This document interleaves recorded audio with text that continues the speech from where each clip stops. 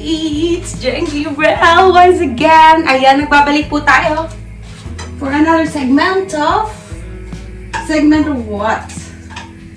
Dinuguan. For another mukbang. Ayan, for another mukbang po tayo ngayon. Mukbang vlog.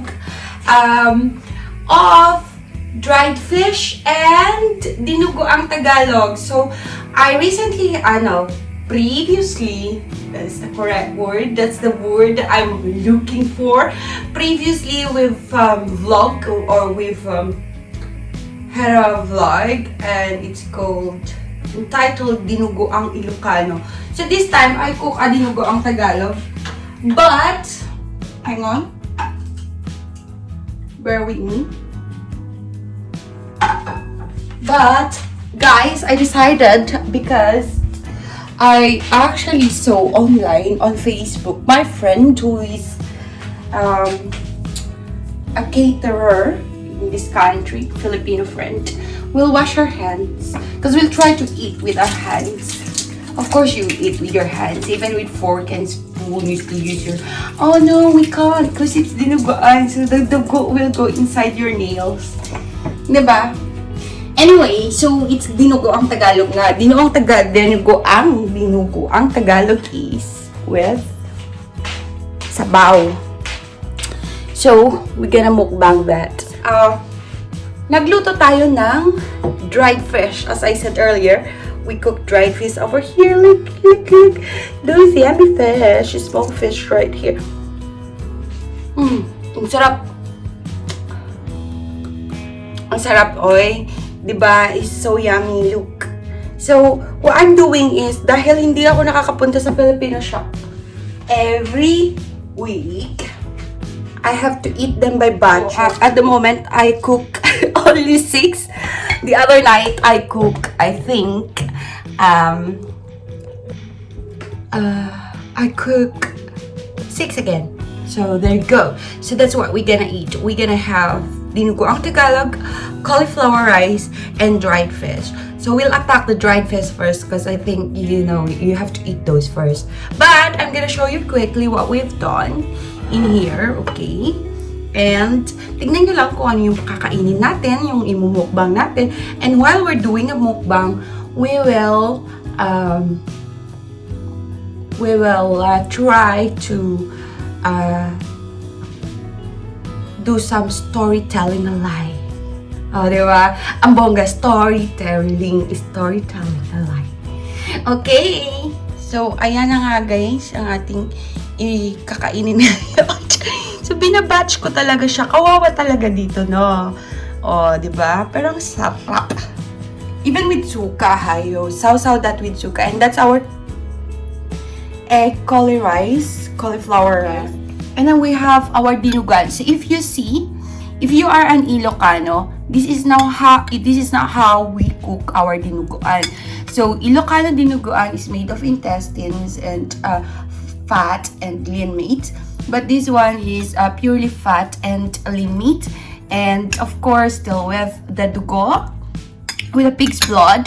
But if you notice, the sabaw is kinda runny, okay? There's actually a sabaw. In Ilocano, we don't have sabaw. It's dry and crispy. So that is the difference. And I'm longing to eat this one. And finally, I got it right na. Kasi I tried to cook it before and it wasn't right. So now, we're gonna start the process of eating, okay? I'll show you and I'll teach you how to eat. So yan, kakain na tayo and it's because it's night time. Again, the lights are reflecting on our beautiful face. Joke. Yeah, on our natural face. Kaya, pardon me if the light is kind of distracting you guys. But, yeah, sorry for that. So, we can start our mukbang. And how do I show you the mukbang process? If you can't see my food. Can you see my food na there? Okay. So, you kind of see a bit, bits and bobs. So, maybe if I move this in here. And because there's only a bit of Coke Zero here, and there's nothing anymore, so I'm just gonna use this. I'm not gonna use a glass anymore because it's just a waste of utensils, o diba, glass, waste of glass. Hugasan pa natin yan, so let's just tanggap. You know what tanggap is? Tanggap is an Ilocano term of laklak. Ayan, ganon. So, yun. Baka mamaya, maabutan na tayo ng 10 minutes dito. Saka, dadaldal ko, diba? Oh, welcome to my yellow top. Ang daldal ni Jheng. Forever madaldal.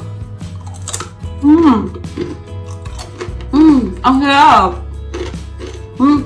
Can you hear that crunchy? Diba ang sarap niya? Tapos isaw-saw ito sa sukang may sili. Yesterday, I actually have this. And a sukang, not sukang Iloco. I'm not gonna lie. So I have the apple cider vinegar with a lot of chili in it. Oh my god, it's so yummy. Unbelievable. Can you see that? Oh, diba ka?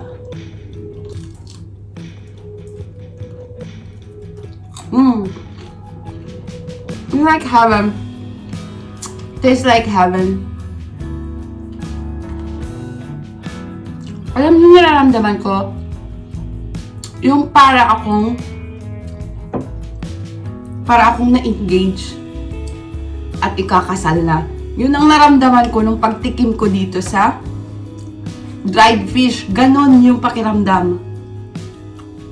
Yung matagal mo na talagang inaasam sa buhay mo, yun lang yung inaasam mo, na may lalaki na magsabi sa'yo na, pakakasalan mo ba ako? Oh, di ba, bongga? Ganon yun. Pag pinapasok mo yung dried fish sa bunganga mo, ganon yung nararamdaman ko.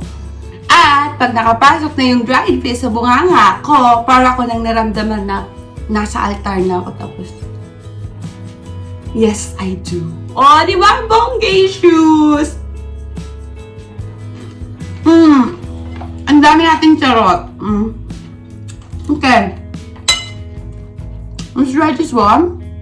So, ito yung ating dinuguang Tagalog, okay? So, ano ba yan? Hindi ko yan kakamayin, no? Kamayin ko na lang. Kasi sarili ko lang naman yung sinusubukan ko, not other people, no? Is that very it's so unhygienic for people out there who doesn't use their hands to eat.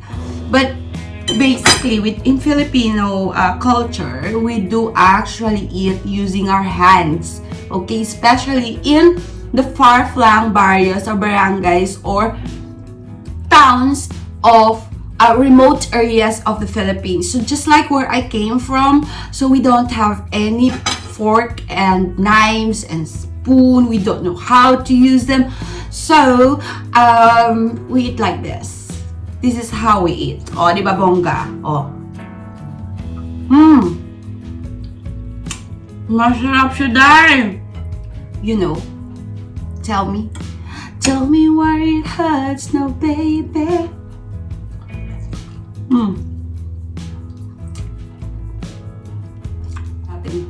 Oh, pinaghalo ko na yung daing at saka yung karne ng dinuguang Tagalog.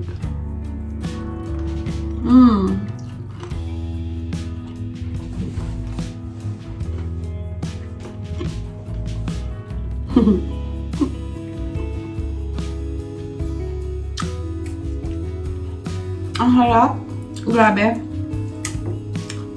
You know, sometimes I wish, not sometimes, but all the time, every day of my life, I wish I am back home. So, if you ask me, is there any regret in me coming into this country or let's say not this country, but going out of the Philippines, living and working abroad with just you, alone, raising your kids on your own? I have a lot of regrets. I must admit. It's so difficult. Life is difficult here. I struggled a lot. There were days that when I started out here, I started fine here, actually, to be honest with you. I started fine here, got married to a Brit man.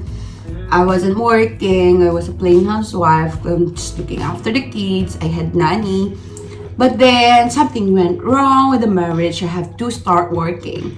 And you know, my first work was a caregiver. I was a caregiver in a private home care and also in NHS hospital.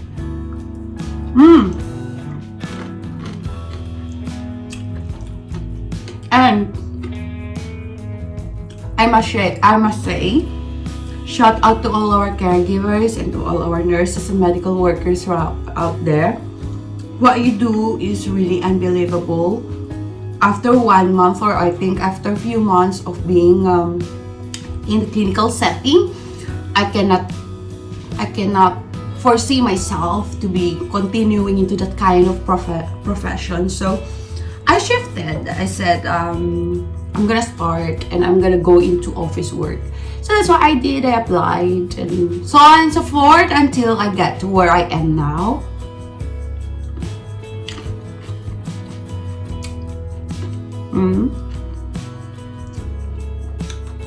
So I became a medical health records clerk, wherein you file notes, you pull notes. You have to be very strong because they are like huge tall shelves and big library, huge library. And of course, let's get more of this dinuguan Tagalog. And then I move on to may bisita ako, lalaki. May lalaki akong bisita, nahulog yung tinidor. But anyway, to continue our story, I move on to being a receptionist. But I didn't give up my caregiving job that time. So I was a caregiver at nights in the hospital, doing one-to-ones, and then in the morning, I have like a 2 hours rest because I was single by then, single mom, 2 hours rest, and my mom can attest to that. She was here during those rough times of my life, and so I don't sleep. I just change uniform and then go. And then I went on become a receptionist. That was my 3rd job here. So I became a receptionist for the whole hospital. That's the whole hospital. You have to memorize where everything is. And when I'm talking about the whole hospital, our hospitals here are huge, massive, thousands of patients to accommodate in a day. So anyway, so from receptionist, I became a patient coordinator for outpatient, and then I became emergency and accident and emergency administrator, and that's when I became band 3. And then I went on to being a clinical governance administrator in the hospital still. So I enjoyed that. I must tell you, I enjoyed that work. I really love it. It's like ratification of policies and proofreading it and auditing and looking at cases and complaints. I loved it because I am a political science, by the way, by degree. So anyway, and then I would be very happy there. I stick to that job alone. I didn't do any overtimes anymore. And then I move on to another town, if you may. And then I went to Ashford and St. Peter's Hospital, work as appointment center, wherein it's all, oh my god, phones. I can't bear it. It's not my life. So anyway, I applied to West Middlesex Hospital. That's maybe my employer at the moment, Chelsea and Westminster. There I became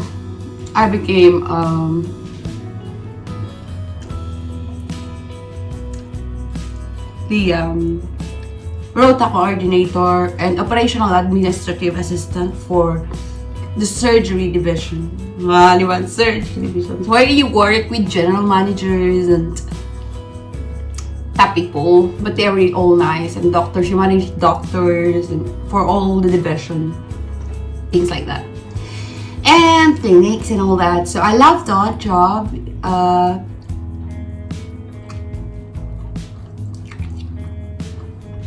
But it's very busy job.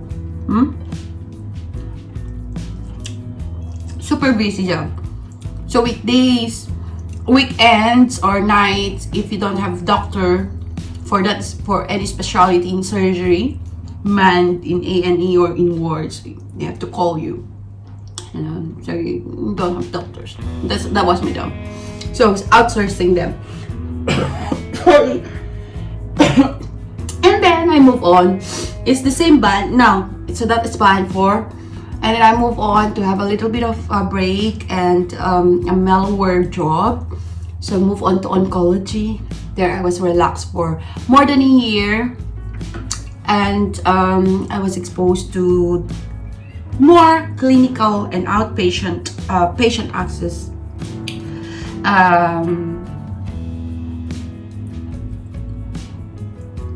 experience. Yan yung word, experience. And then COVID came, so I have to cover everywhere and everything.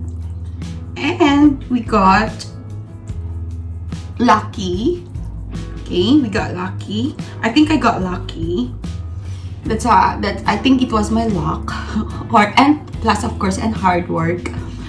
And I landed a band 5 job. So, and that's the team leader job that I am on now, and I super love it. So at the moment, yes, working Chelsea Westminster, West Middlesex University Hospital site as a team leader for the patient access outpatients department for 3 outpatients. But in those 3 outpatients, there are different specialties. So for outpatient 2, outpatient 5, and 6. So in 5, I have oral and ENT. And in 2, I have breast vascular and a general surge, specializing in hernia. And in outpatient 6, it's urology and urology oncology. So I am enjoying it at the moment. I love it. I appreciate my bosses. They are really good, and I appreciate my work. And it's difficult work juggling about managing people across your division, across your department, and managing your clinics, managing your doctors, and managing your time, because there's loads of meetings involved wherein you, at the moment, it's crazy, really crazy, because it's all Zoom. You just sit there all day. So, but anyway, so hopefully we get out of this pandemic and we go back to normal. Or you go places, not places though, different places in the hospital. Anyway, let's go back to mukbang.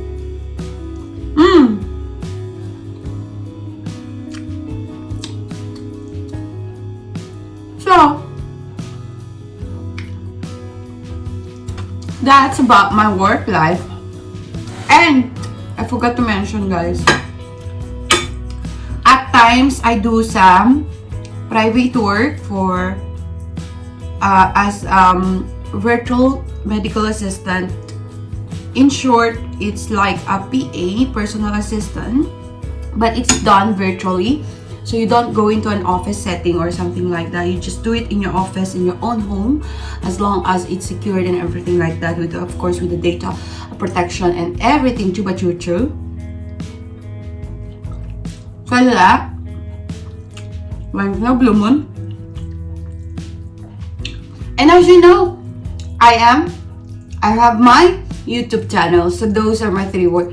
And before, I was also brand ambassador for clothing lines, but I stopped it because it's getting crazy and I don't have time anymore for my kids. And what is money for?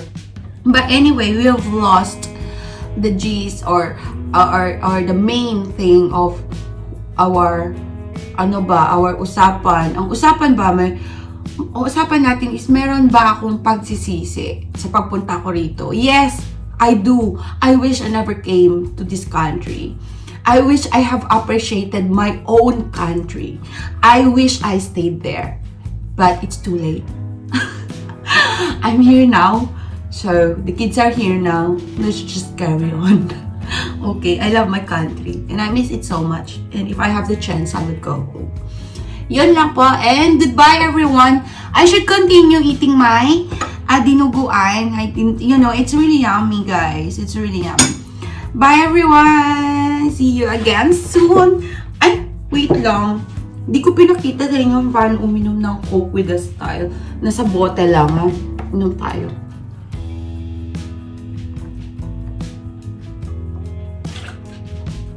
Ganon.